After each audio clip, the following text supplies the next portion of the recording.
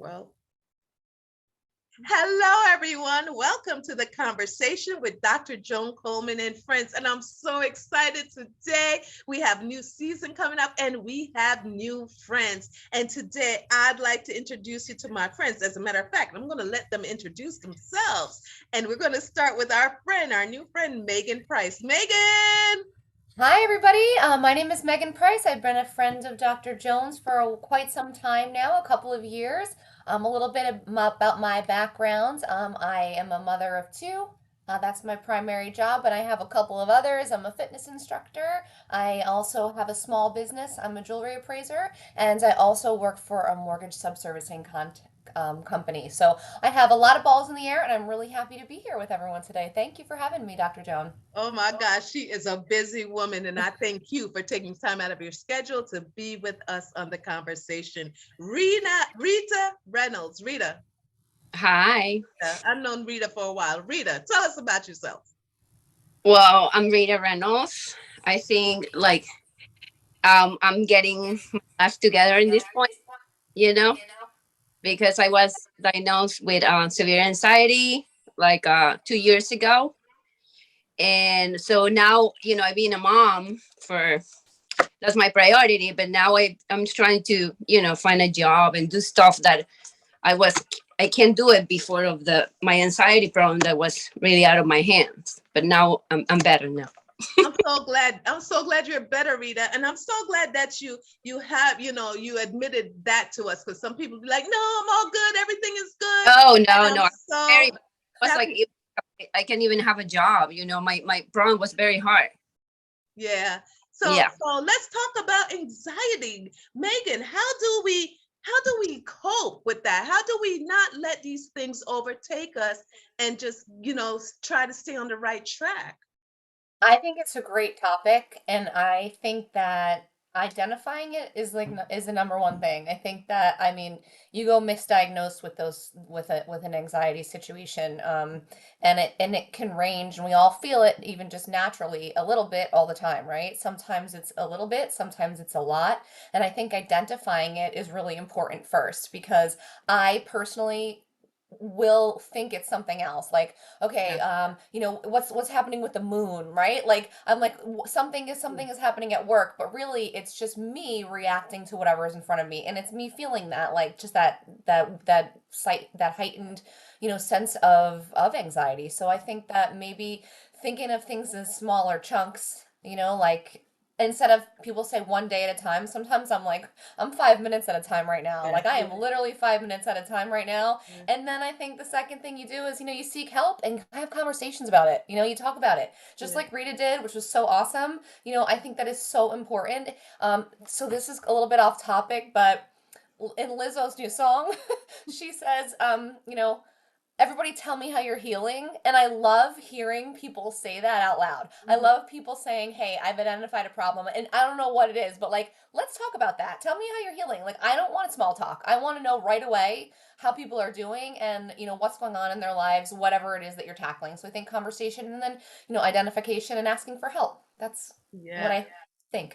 and and you said it, you hit the nail right on the head, because we tend to make excuses for what's going on with ourselves, because we don't want anybody to judge us. We don't want anybody to look at us funny. We'll put it on something like, oh, it's the moon, have me going crazy, or I just don't feel well. Rita, how do you know if you're anxious, or how do you know if it's just you just not feeling it or don't want to be bothered? How do you identify what anxiety is, and tell us about it? Tell us a little bit about that. Oh, like for me, anxiety, it's something very physical. Like it's a sensation that is going on in my body that make me feel very uncomfortable, like out of place, no matter where I are. I can be in the most beautiful place, but there's something wrong inside of me that just make me feel very uncomfortable, and I just want to leave. You know, and because everybody play a role in life. I'm this strong human. Everybody think, oh, she's like, oh, she live ways and things like that, and nothing ever, nobody ever asks you if you're okay, or whatever is going on with you. So I think, like, I was trying to perform this role that, oh, I'm strong, nobody nobody can make a damage to me, and I think that make me worse, Yeah. because play that role all the time, knowing that I'm a very vulnerable person, I'm very sensitive, make a damage to me, and then one day I just blow up. One day I can't take it, with my divorce and the whole thing, the thing just blow up, and I just can't take it, and then I go to therapy, and I'm taking medication, and it's better now. When I recognize, it take me years to Yeah. recognize the thing, Right. like Yeah. because I feel shame, like I don't want people to know. Yeah. When Yeah. I realize this isn't about people, this is about me. I don't care what people think about me. If I'm in pain, I need to do something about it. Like it's not about what the neighbors think of me. I don't. It's not my. You know what? That's so awesome. And I honor you for that. I honor you for sharing that because we don't often check on our strong friends. We're like, oh, they're strong. They can No. handle everything. Their mind is okay. And we don't give them a second thought. Like, Megan, you have all this you're juggling, and no one probably will think to, oh, she's all right. you That's Megan. I see Megan as a strong woman. Yeah. So, if you see Megan, I don't can imagine, if something wrong. I would not imagine, because Megan is always like with the beautiful hair, and so it's okay.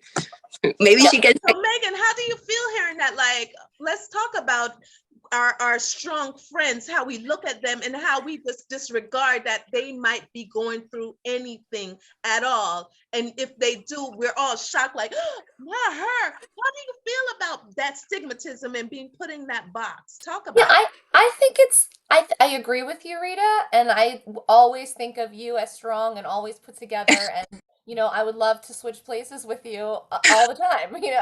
Based on what I know of you, and even you, Dr. Joan, every once in a while you do want to switch places with people, but knowing how somebody would look at me, like, she's strong, she's good, there's nothing that's going to bring her down or harm her. Well, want anybody to be judged like that. I don't want me to be judged like that. I have some really powerful and wonderful girlfriends that, just being a part and a friend to them, allows me, those closer relationships really give me the glimpse in to say, hey, we look one way, and some people don't, right? Other people, like, you might be like, okay, well, that person doesn't look that strong, maybe we need to treat her differently, maybe, as a woman or a man, like, maybe we treat them differently based on what they appear.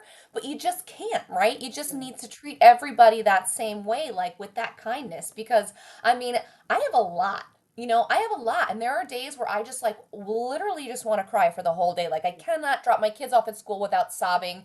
Like, that was this week for me. Yeah. Like, I just wanted to sit outside their school and cry because I worry about what's going on, right? Like, are my kids safe there? Because they Right. asked me that, and I can't say yes because I don't know. Like, I want to say yes, but, like, that's what happens in a powerful woman's mind, right? Like, okay, I have to go on and do my day now, right? I look a certain way, right? And I'm going to execute my day, but I'm worried about, a million other things, and I'm going to cry 10 times today, right? I don't know if I'm going to hit my deadlines. I don't know when I'm going to have time for my significant other. I don't know when I'm going to see my parents again. You know what I mean? Like, it hurts.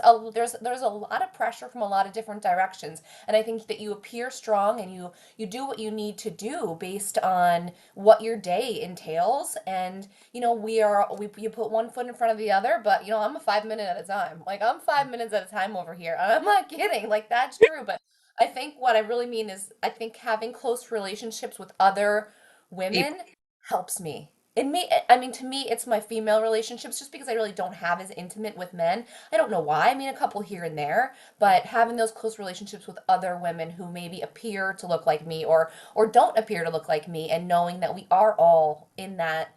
And again, I don't like to say we're all in the same boat, because we are, we're all in different places on the same Mhm. journey. But I think knowing people intimately helps me feel better about being judged and judging others. Like, I just like to feel like everybody's kind of in the same situation. Flow, ebb and flow. Listen, this is a great conversation, and I just want you to put in the comment box below, what do you think about it? Like, how do you feel? How do you manage your anxiety? And I'm so glad to have these women who are open and just share their experiences with us. And we want you to share your experience too. I am Dr. Joan Coleman, and I'm with my friend Rita Reynolds and Megan Price. Thank you so much for watching this episode of The Conversation. We'll see you next time. Bye.